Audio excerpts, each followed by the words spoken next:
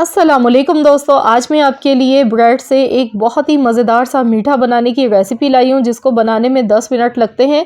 और आप इसे जब बनाकर खाएंगे तो गारंटी है कि आपको बिल्कुल ऐसा फ़ील होगा जैसे आपने कलाकंद खा लिया हो। बिल्कुल मिठाई की तरह बहुत ही मज़े का मीठा है ये।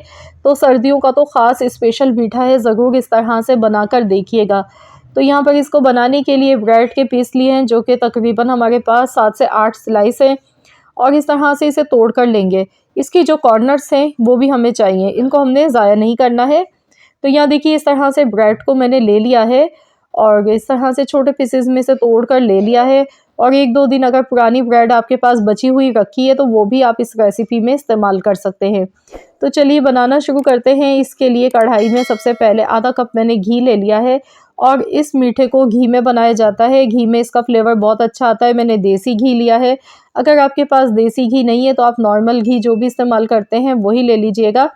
और इसमें 1 चम्मच आप बटर का डाल दीजिएगा। बटर डालने से ये है कि इसका फ्लेवर और ज़्यादा बढ़ जाएगा। नहीं तो आप देसी घी का इस्तेमाल करें, बहुत ही अच्छा फ्लेवर आता है। अब हमने इसमें ब्रेड डाल दी है। ब्रेड को डालने के बाद हल्की आंच पर इसे अच्छी तरह से भून लेते हैं। ब्रेड में जब तक कलर थोड़ा सा इसका चेंज नहीं हो जाता है इतना इसे पकाएंगे। इस तरह से ये है कि ब्रेड में एक खुशबू भी आ जाएगी और इसका फ्लेवर बहुत ही अच्छा लगेगा। तो इसे अच्छी तरह से देखिए मैं इस तरह से सेकती जा रही हूँ और देख सकते हैं आप यहाँ पर इस पर जो है वो डॉट्स पड़ने लगे हैं, खूबसूरत सा कलर आना शुरू हो चुका है। गैस का फ्लेम बस लो टू मीडियम ही रखिएगा वरना ब्रेड आपकी जल सकती है। तो बस हमने इसे इतना पकाना है कि ये जले नहीं, बस इसका गुलाबी पिंकिश सा कलर आ जाए खूबसूरत सा। इसके बाद मैं आपको बताऊंगी आपने इसका अगला स्टेप क्या करना है।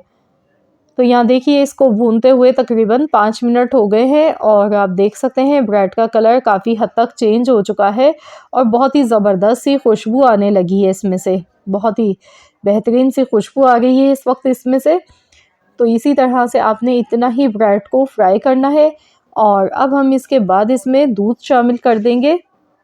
तो फ्रेंड्स, अगर आप मेरे चैनल पर नए हैं, पहली मर्तबा आए हैं मेरे चैनल पर, मेरी फ़र्स्ट वीडियो को वॉच कर रहे हैं, तो मेरी आपसे एक छोटी सी रिक्वेस्ट है कि चैनल को ज़रूर सब्सक्राइब कर लीजिएगा। और आज की रेसिपी पसंद आए तो इसे लाइक भी कर दीजिएगा। आधा लीटर इसमें दूध शामिल कर देंगे। पहले से उबला हुआ दूध है मेरे पास, इसमें मलाई भी थी दूध की। तो ये फुल फैट क्रीम वाला मैंने दूध लिया है। आपने आधा लीटर दूध का इस्तेमाल करना है इसमें, या फिर आप इसमें 2 गिलास दूध शामिल कर सकते हैं। इसी से इसका फ्लेवर जो है वो बढ़ जाएगा और ये बिल्कुल एकदम ऐसा लगेगा खाने में आपको जैसे आप कलाकंद खा रहे हैं। तो इसे अच्छी तरह से पका लेते हैं। अब इसे हमने बहुत अच्छी तरह से पकाना है जब तक कि इसमें दूध ड्राई नहीं हो जाता है। वैसे तो जैसे ही इसमें बॉयल आता है तो ये एकदम से थिक होना शुरू हो जाता है, ये देखिए। तो इस तरह का जो ब्रेड का हलवा होता है वो बहुत ही मज़े का लगता है। इसे गर्म ही खाया जाता है, इसलिए ये मौसम सरमा का मीठा है, बहुत ही मज़ेदार सा। तो यहाँ देखिए मैं इस तरह से चम्मच चलाती जा रही हूँ और इसे पकाती जा रही हूँ। ये देखिए बहुत ही दानेदार मज़ेदार ही मीठा बनता है। अब मैं इसमें आधा कप इसमें शुगर ऐड कर रही हूँ।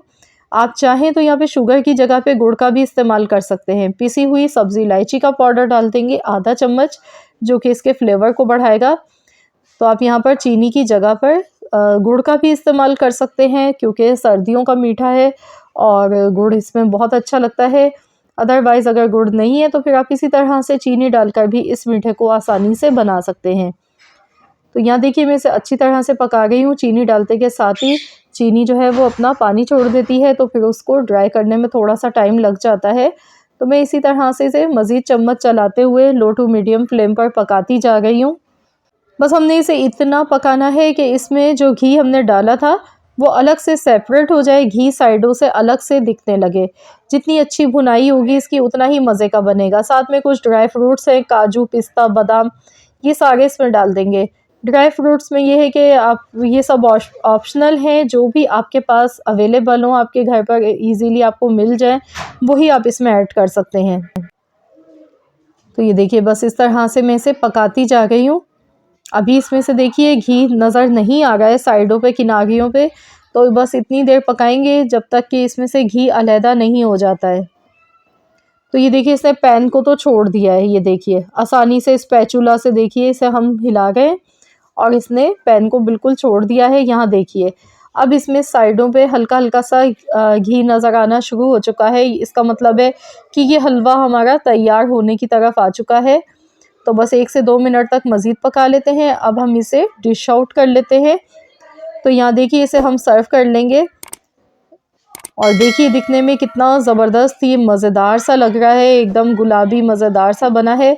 ऊपर से बादाम, पिस्ते, काजू से आप इसे सर्व कर दें, सजा दें और इसे थोड़ा सा हल्का सा गर्म ही खाया जाता है और आप चाहें तो फ्रिज में रख के ठंडा करके भी इसे खा सकते हैं, लेकिन ज़्यादा मज़ेदार जो बेस्ट ये लगता है तो वो इस तरह से हल्का सा गर्म ज़्यादा अच्छा लगता है, खाने में मज़े का लगता है। तो बहुत ही आसान सा मैंने आपको ये मीठा बनाना सिखाया है। ज़रूर इस रेसिपी को ट्राई कीजिएगा और अपना फ़ीडबैक मुझे ज़रूर दीजिएगा कि आप सबको कैसी लगी आज की मेरी ये रेसिपी।